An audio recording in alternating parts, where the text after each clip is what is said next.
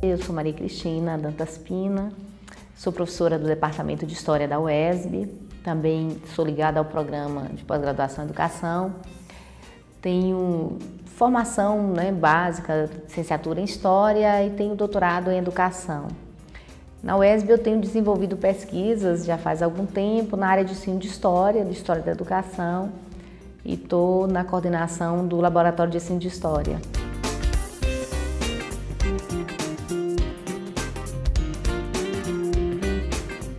Não foi pouca a reforma, né? A reforma ela modifica estruturalmente enquanto organização, enquanto concepção e enquanto currículo do ensino médio.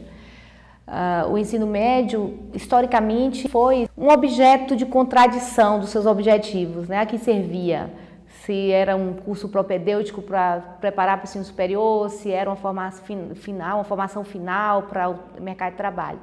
E a partir da LDB, né, de 1996, foi uma conquista, garantir que o ensino médio fizesse parte da educação básica, uma das etapas da educação básica e, portanto, o direito de todos, né, uma garantia de direito que todos deveriam ter acesso, porque era a última etapa da educação básica. A reforma rompe com isso, né? A reforma, de fato, traz para a concepção do ensino médio a dualidade entre o ensino médio que vai preparar para o mercado de trabalho e o ensino médio que pode preparar para o ensino superior, mas que fundamentalmente rompe com essa ideia de que todos devem ter um acesso a um único ensino médio. O ensino médio foi implodido, implementado várias possibilidades.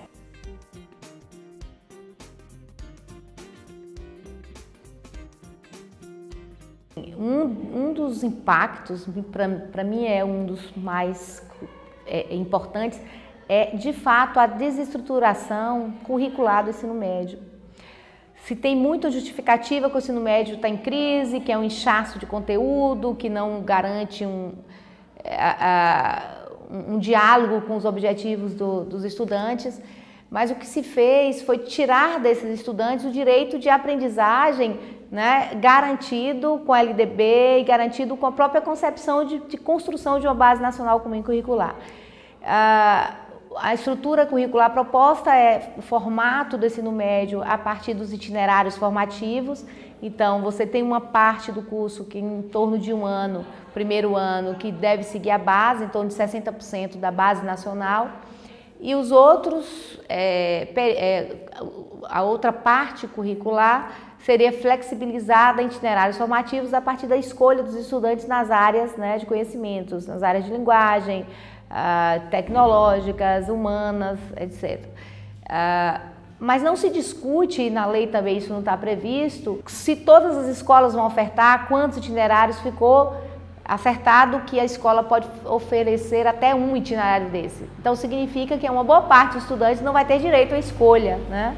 E não vai ter direito à escolha e, além de tudo, ela rompe com um princípio muito caro do ensino médio, que a partir de 2004 estava sendo em curso gestado, implementado, que é um ensino médio integral e integrado, né? A ideia de currículo integrado, onde você tem uma formação básica, né? Uma continuidade de uma formação básica geral e uma formação que inicia uma preparação para o trabalho, uma formação tecnológica e técnica, né? Então, nesse sentido do integrado e não do profissionalização pura e simplesmente.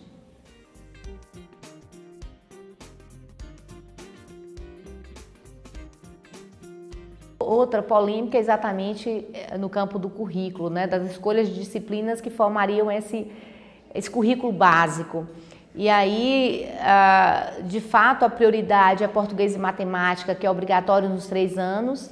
A educação física e artes, depois de muito debate, ela passa a ser obrigatório nos primeiros anos. E sociologia e filosofia fica como optativa, sendo que cada estado ou escolas podem escolher a forma e o momento de ofertá-las. E a gente sabe exatamente do perigo disso quando a gente entende que formação básica e como direito, ela inclui artes, principalmente educação física, né? Isso já é um debate histórico, como está consolidado como direito. E, além de tudo, é um direito ofertado na escola pública que a maioria da população trabalhadora teria acesso e que agora corre o risco de não ter.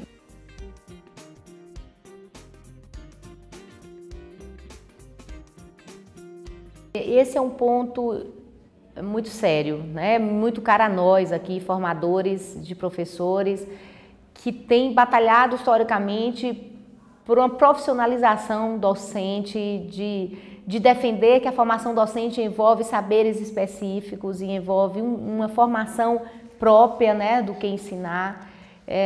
Para ensinar não basta saber o conteúdo, mas a gente precisa saber outras coisas que envolvem o saber da escola, envolvem saberes pedagógicos. E, portanto, esse item que está lá previsto na lei, de abrir a possibilidade de notório saber ensinar, por exemplo, os cursos profissionalizantes, de pessoas formadas com uma formação mínima, né, que pudessem estar recorrendo a cursos de licenciaturas em faculdades isoladas, em cursos que não são necessariamente os defendidos como faculdades, universidades, institutos de educação. Isso fere muito aquilo que a gente defende como uma formação profissional e competente para a docência.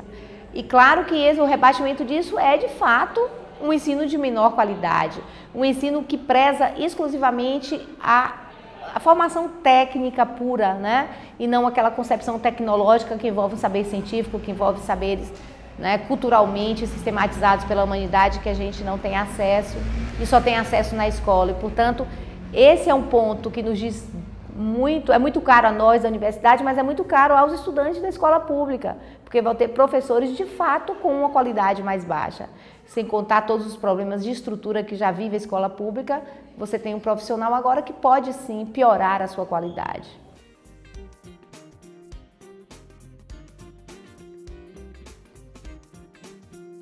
Vivemos tempos de crise, né? De crise política, de crise social, e vivemos tempos temerosos no sentido de o que é que vislumbra para o futuro. Portanto, são caminhos incertos no que diz respeito ao Estado, ao governo, ao próprio Congresso Nacional, que poderia estar levantando esse debate. Mas não sou pessimista, né, de todo. Eu acho que o protagonismo dessa mudança e da resistência dessa reforma está em nós, professores da educação básica, estudantes, e de fato a gente precisa de uma mobilização maior. A gente teve um pico de mobilização com os estudantes secundaristas, né, os estudantes do ensino médio que ocuparam as escolas, que pautaram a reforma. A gente teve um freio, né, particularmente nos últimos anos, mas a gente não está parado, né? A mobilização continua, as instituições profissionais como a ANPED, alguns representantes do Conselho Nacional da Educação têm pautado a importância de revogar essa lei da reforma, porque não é uma lei que atende de fato aos interesses e ao debate nacional sobre o ensino médio. Eu particularmente acredito em uma mudança que tenha que vir com mais mobilização de estudantes, mobilização de professores, mobilização das universidades, e a gente precisa ocupar as ruas, a gente precisa pautar isso, porque essa reforma necessariamente, assim, eu estou aqui citando uma frase do Frigoto, que é um pesquisador dessa área. Ele diz que com a reforma implanta um apartheid do ensino médio, e eu concordo plenamente com ele. Nós vamos de fato ter um ensino médio ruim, barato, esvaziado de conteúdo para a classe trabalhadora, e um ensino médio que continuará preparando para o Enem nas escolas privadas. Então, de fato, não é esse o ensino médio que a gente quer, e para barrar isso, muita mobilização, né? Mobilização e pressão para que de fato essa lei seja revogada.